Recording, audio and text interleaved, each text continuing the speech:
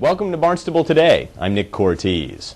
The fiscal year 2012 operating budget has taken center stage within town government as the town council last Thursday night began its annual budget public hearings. There's much more work for the council to do before the new budget is finally approved, but already there have been some informative presentations and interesting debates that we'll highlight for you during both today and tomorrow's episodes.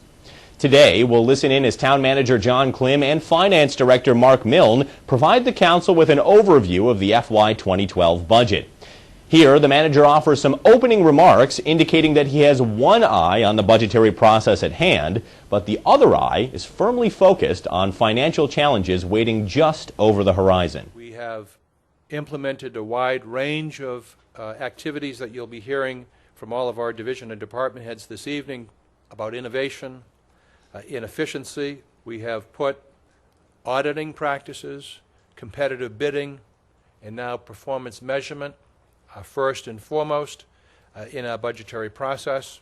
And lastly, we, even in these tough financial times, are proposing measures that will allow us to plan for our future. The budget before you, as Mr. Milne will explain, proposes to put additional monies into our capital budget. We not only have hundreds of millions of dollars of unmet needs, we have a financial plan that will run out soon.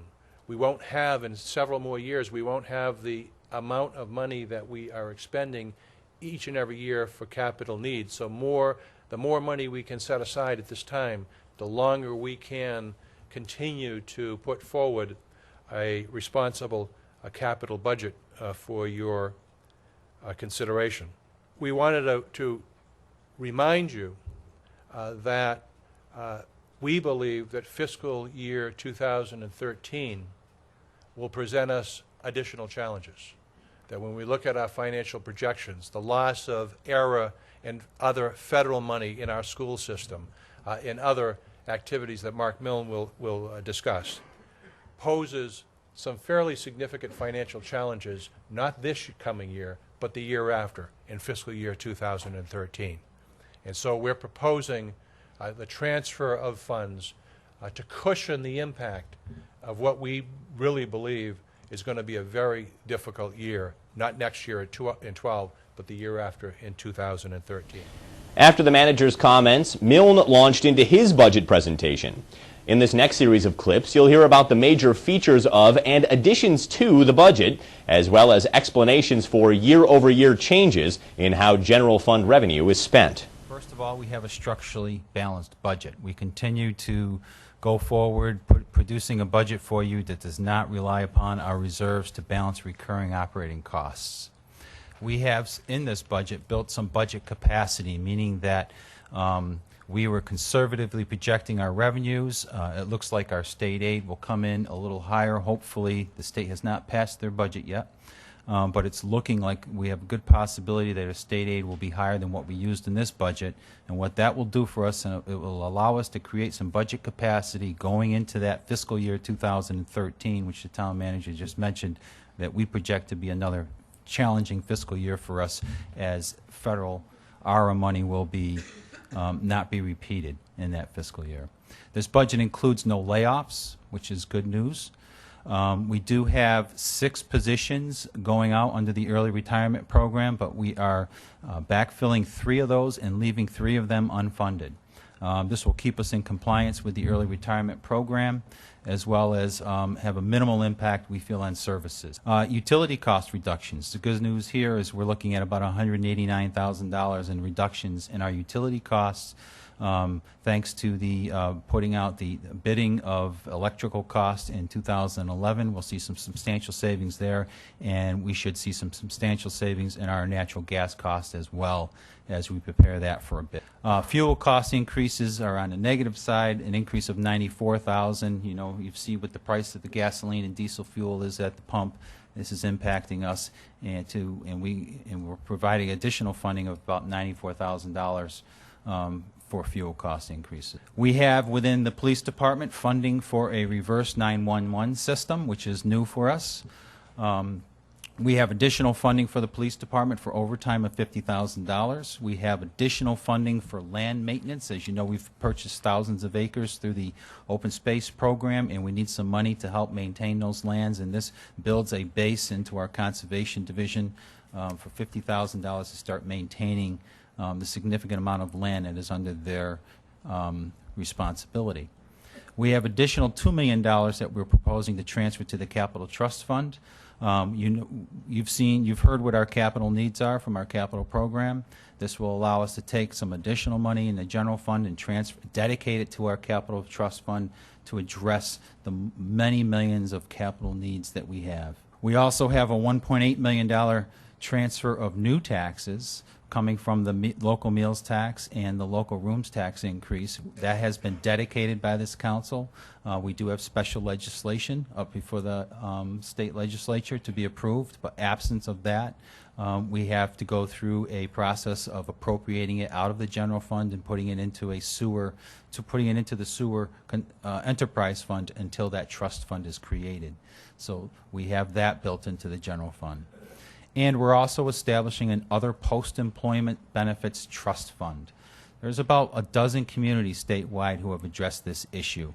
We look at this as a proactive measure to maintain our high bond rating.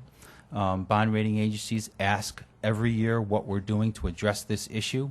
This is a proactive step to at least create a trust fund. We will propose putting some money into it to get it established, and it will help us keep that AAA bond rating.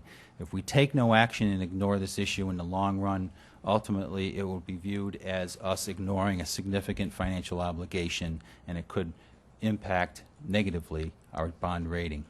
Changes in the FY12 proposed general fund expenditure budget. This table is presented from the highest dollar change to the lowest dollar change. Again, transfers is the largest single change. Because we're putting more money into our capital program. We're increasing that $3.8 million. The local school budget is going up $1.2 million, or just over 2%. Same with the municipal operating budget, a 2% increase. Employee benefits, which includes items like the county pension assessment, retirees' health insurance, workers' compensation insurance, is going up $585,000 or 5.4%. Deficits, again, prior year deficits, that's snow and ice, principally snow and ice deficit of $995,000. Debt service is going up $371,000. We have several new loans. We are issuing a major bond next month, and the loan payments on that bond will become due next year, the first payment on it. Regional and Commonwealth charter school assessments are going up $249,000. That's mainly an increase in the Sturgis charter school assessment, as the Cape Cod Regional Tech high school assessment is actually going down next year. Insurance budget, which covers our property and casualty insurance, public officials liability, etc., $50,000 increase. We are currently seeking a competitive bid in all of our insurances, hoping that we can gain a more cost-effective insurance policies, as well as improve our coverage, or at least keep the same coverage. And we won't know the results of those bids until the end of, or near the end of June. So we have built in a placeholder of a $50,000 increase just in case. Other costs increase $38,000. That is comprised of $100,000 for celebrations every year, and the other piece of that is a tourism grant that we award every year. We're proposing an increase into the tourism grant because we raised the hotel local meals tax and the hotel rooms tax.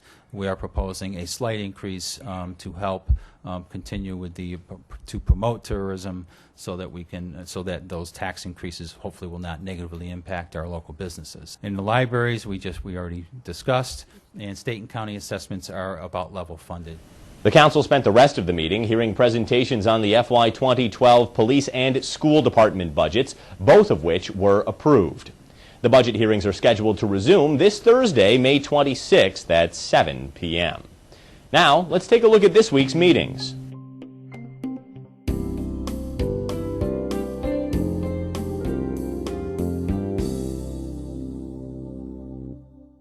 Well, that's all for now. Be sure to join us tomorrow when we bring you highlights of an interesting discussion and decision at last Thursday's meeting regarding the annual town grant to the village libraries.